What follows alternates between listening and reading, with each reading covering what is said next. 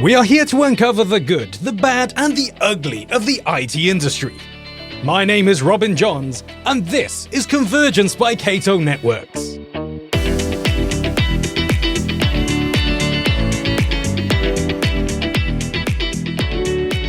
One of the most mysterious and yet popular buzzwords in IT today is cloud computing, or simply, the cloud.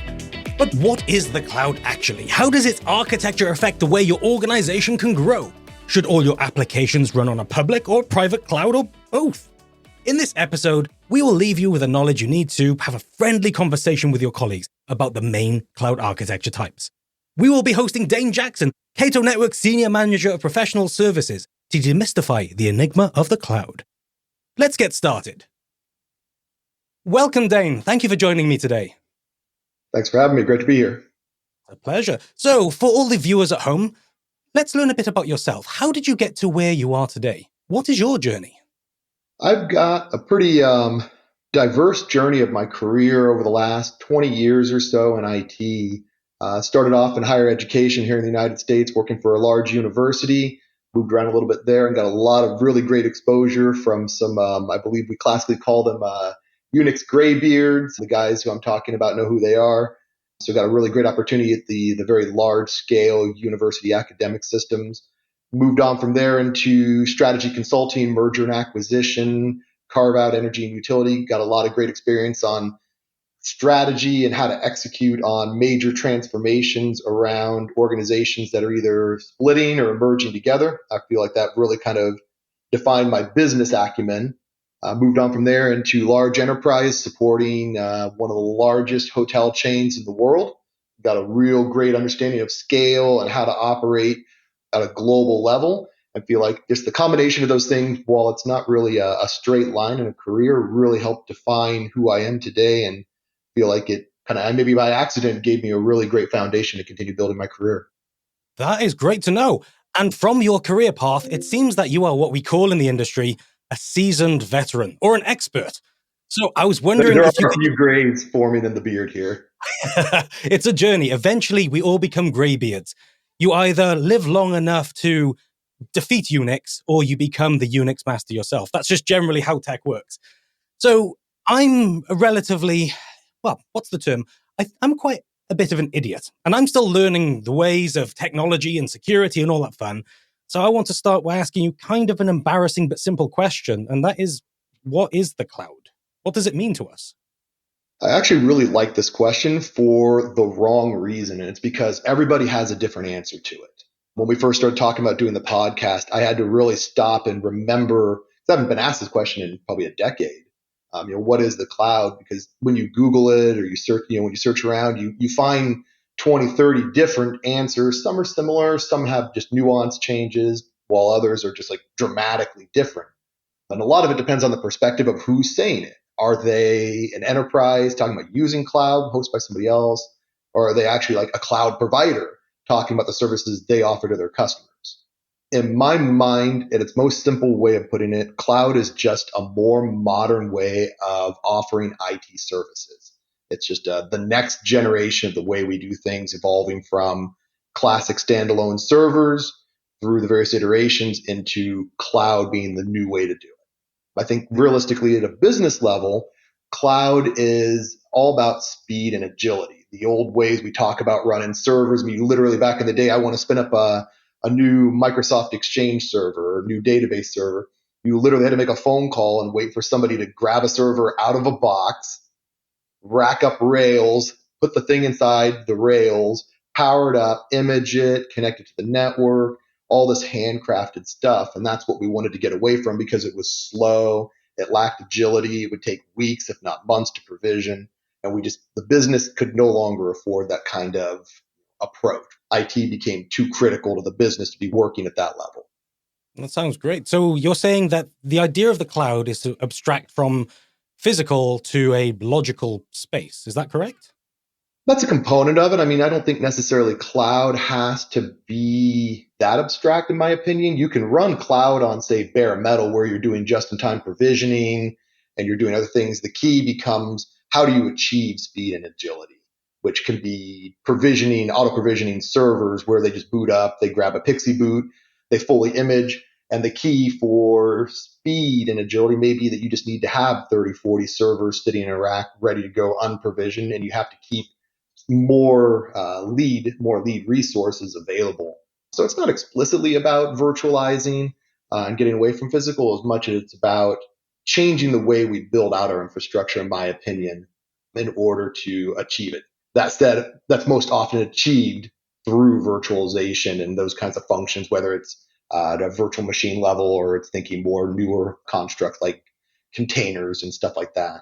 The big thing in my mind that I use to define cloud is I have my three core tenants that I define cloud with. If you, like I said, you Google around, you'll see people who have different tenants. They may be similar, they may be different, they may have more, they may even have less. But realistically, I define it as on-demand consumption is the big one in me. You just have to be able to click a button and start consuming.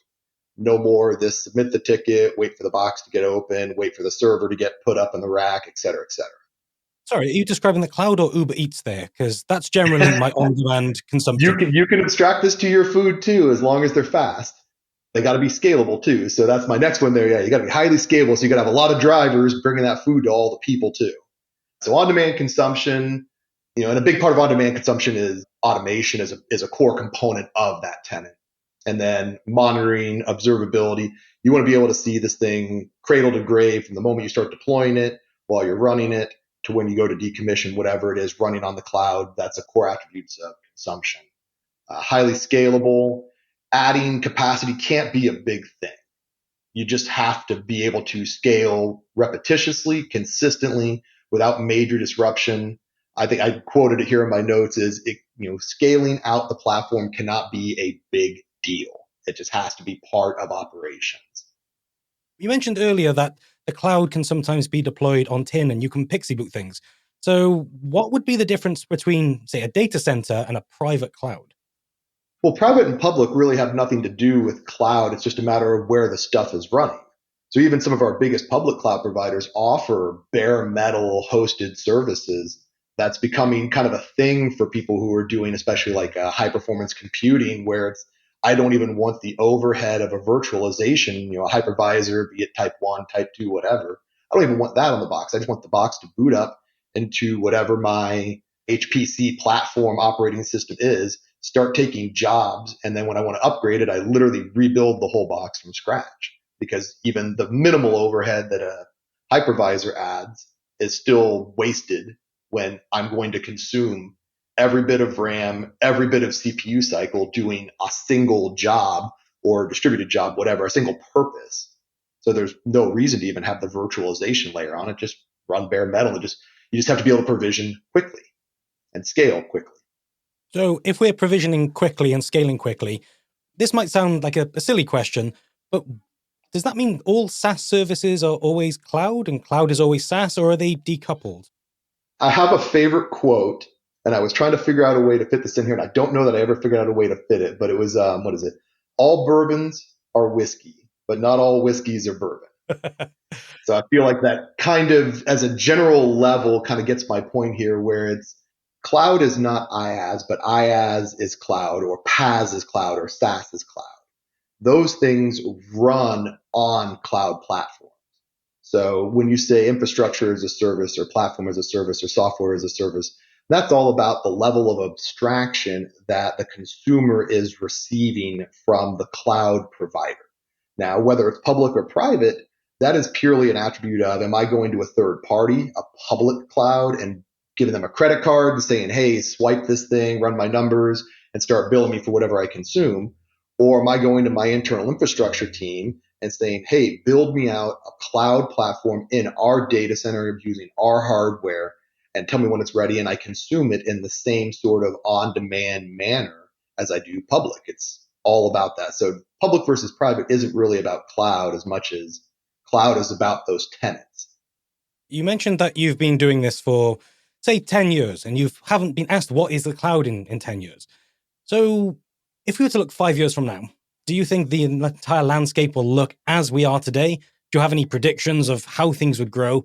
Because honestly, I'm a tad confused about the entire mystery of the cloud. I much prefer being able to hold things and touch things, because then I know where they are. So where do you think we're headed?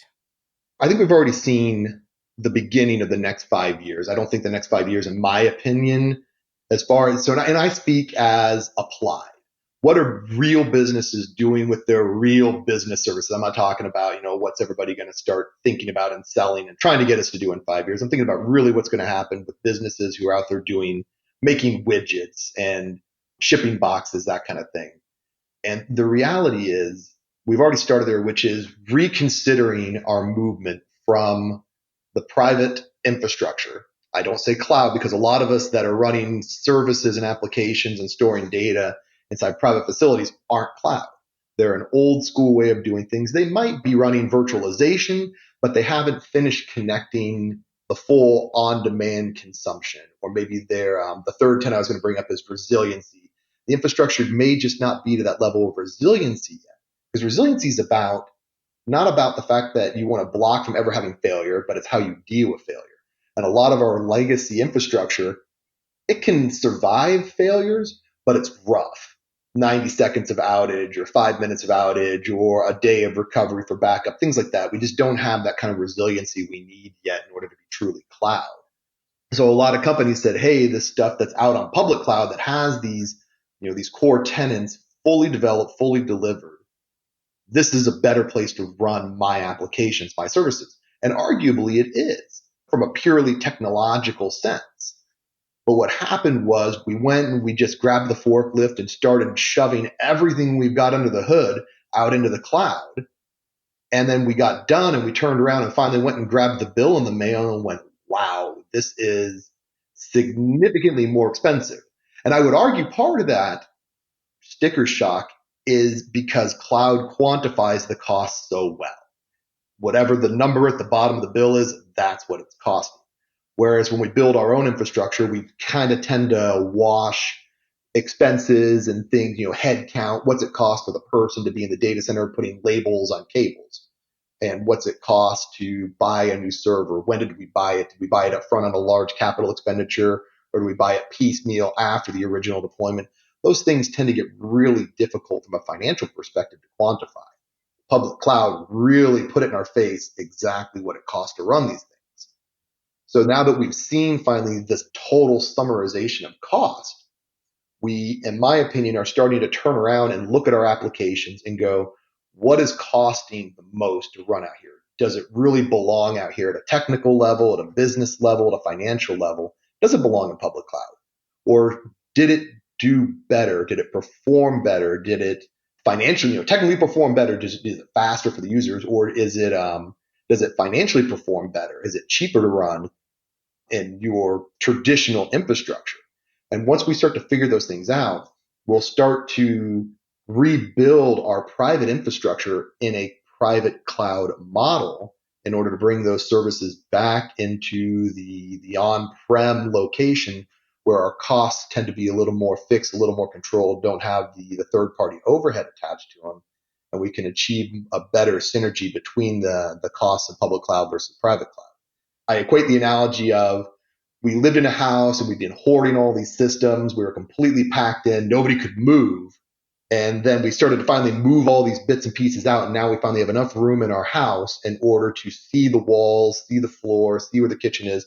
And we can renovate and we can get an idea of, and as the analogy goes, we can renovate in a open floor plan concept now, which is the idea of public cloud, which is that flexibility and be able to have much more space to work in, have, not be constrained into these tiny rooms like we had originally built. That reminds me of a children's book I'm currently running by Julia Donaldson, where somebody brings in, they're unhappy with the size of their house, so they bring in cows, pigs, and sheep. And eventually, when they remove everybody from the house, everything feels a lot bigger and a lot better. You lose sight of your capacity if you're just trying to add services on top. Personally, I've been burnt several times forgetting to turn off cloud running VMs and then being hit with a nice, substantial bill at the end of the month. Thank you, Microsoft. Thank you, other cloud providers. So that's wonderful. So for yourself, you're in a professional services capacity and you have industry experience. So what best practices do you advise people to move from private to public cloud? Or do you have any examples where people have had to roll back to one or the other because they've mishandled the deployment? I can kind of use an example of what works well on public cloud and what kind of motivates to come back from some examples I've seen where it's these really large static servers, thinking 8, 16, 32 CPU cores, thinking 128, 256 gig of RAM. A lot of it's running older systems, older maybe legacy software, maybe in-house software. And moving from private to public was purely a component of moving a virtual machine. There was no optimization. There's no optimization to be had even. The box is in its current state what it is, just to put it in its most simple. Running it on somebody else's hardware is just a matter of increased cost. There's no scalability. So you think about like an application, you have an application that's business facing. During the middle of the night, it sits idle. 8 a.m. the business open, the application ramps up really hard, and you need 5, 6, 7, 8 instances of the application to handle the whole load of the users. And then 5 p.m. comes around, the business closes, and then the utilization ramps back down. When you scale like that, that becomes a great opportunity for public cloud because it's pay as you can consume. You spin up the servers when you need them, you spin them down when you don't need them, and you save that cost during your idle time. You only need those servers running when you need them. The old way we used to do it was we spun up all 5, 6, whatever the greatest common denominator was, and we just let them sit there and run all the time. So being able to reassess our applications, identify applications that fit that model and can be either adapted or natively supported is the hope. And as we develop more native support for this scalability concept will come out to be able to ramp up, ramp down, and the costs follow that ramp up and ramp down. Where you don't have those opportunities, being in an infrastructure, a private infrastructure, tends, not always, but oftentimes it tends toward being cheaper because you can just buy the box, let it capitalize like we normally do, and it can be financially cheaper to run because you don't have that overhead of the public cloud. And that's usually where I say for people to look at it is you've got to assess your applications and do they fit? Or are we just moving them to move them? Which, to my previous point, can actually provide value because it gets the application or the server, moving it up to the public cloud, can get it out of the way for a bit, migrate it out to somebody else's infrastructure, let it run, free up the space in your home data center, rebuild as a private cloud with those core tenets of scalability, resiliency, on-demand consumption, rebuild that infrastructure back at home, then move it back. So you're just renting the apartment while you move all your boxes out, let the things continue to live in the apartment for a while, the public cloud, rebuild your home in the new way of cloud, then move it back. Get the value of both once you have that opportunity to rethink your infrastructure and just use that other place to move it as a temporary holding storage. Comes at a cost, but it's not permanent. It's there temporarily, and you can bring it back to where you can have the best fit financially speaking for the long term once you're ready. So you're effectively saying it's important to do a capacity analysis, network monitoring for usage and consumption before executing on a strategy. Is that right? I would say start with the applications, honestly. You just really got to understand how they work. You can't really know how much capacity you need until you know how the application behaves. So there's really, it's a matter of sitting down and thinking about our applications because I feel like we've been so used in the past to just, putting the CD-ROM in the drive, next, install, it installs, and then it performs horribly, and we tune it, and it performs horribly, and we tune it, and we keep touching it and poking it and adjusting it until it finally performs right, and then we don't touch it. The new way, we need to kind of go in up front with a better understanding of what does this need? How much resources does it need? And deploying with intent rather than deploying and then figuring it out after the fact. But I thought the entire IT space operated on the workaround as a basis. If you have a bug, you just find a workaround. You stick it together with Elmer's glue and sticky tape, and you never touch it anymore. It's fixed. It's fixed. I thought that's the way. So you've given some very insightful topics here, Dane. Thank you. Thank you. I've got a final question I'd like to throw your way. And this might be slightly out of band, but what is something you know now you wish you knew at the beginning of your career? Early on in my career, when I was working in higher education here in the U.S., I had a concept, and I'm not going to lay claim to coining the term, but I had an idea, and we were actually calling it cloud computing. We had a data center, we had some servers, we had some tenants in a commercial and research park, and we had the idea, hey, can we use the extra capacity we have lying around and give it to our tenants? These were very, very small companies, 1, 2, maybe 3 people at most for most of them. and they would have all their critical applications running on a server sitting on the floor of their office. And it terrified me, the idea of if it ever rained and flooded, a fire alarm goes off and the office flooded, this box is going to flood and be destroyed. I don't know if they have good backups. I don't know if they have another server. I don't know how long it's going to take to order one and get it built up and redeployed and all their stuff recovered, even if they do have good backups. And we said, can we just offer them at a very low cost a fraction of the server, a virtual core or a core on the server, a chunk of the RAM on the server, and they could get data center class facilities, air conditioning, power, redundancy, cleaned power even, not just raw grid power, high-speed fiber optic internet connectivity, because we own the fiber infrastructure between all these people. We could offer all this stuff that was really kind of neat. But I didn't have the foresight to see where it was going, where that idea could go. And I wish I'd had that foresight to see just how far it could be taken up into what we see now with especially the largest public cloud providers and how they do it. It would have been so great to, even if I didn't execute on it, just to kind of be like, yeah, I saw this coming, and have that sense of awareness. But I couldn't see past the problem in front of me at that time, and I wish I had. Oh, so the unofficial father of the cloud sits before us. Fantastic. Who needs SaaS? Who needs AaaS? Who needs PaaS? You don't need platform as a service. We need Dane as a service. With thought leadership, you never know, we could have had cloud 15 years earlier. That's great to hear. So, Dane, thank you very much for joining us today. It's been very insightful, and I hope you have a great day. Thank you much. Great to be here. Thank you. That was all for our episode today. I hope you've come away feeling a little more educated and empowered. In case you've forgotten, I'm Robin Johns, and you've been listening to Convergence by Cato Networks. Don't forget to hit subscribe, and I'll see you next time.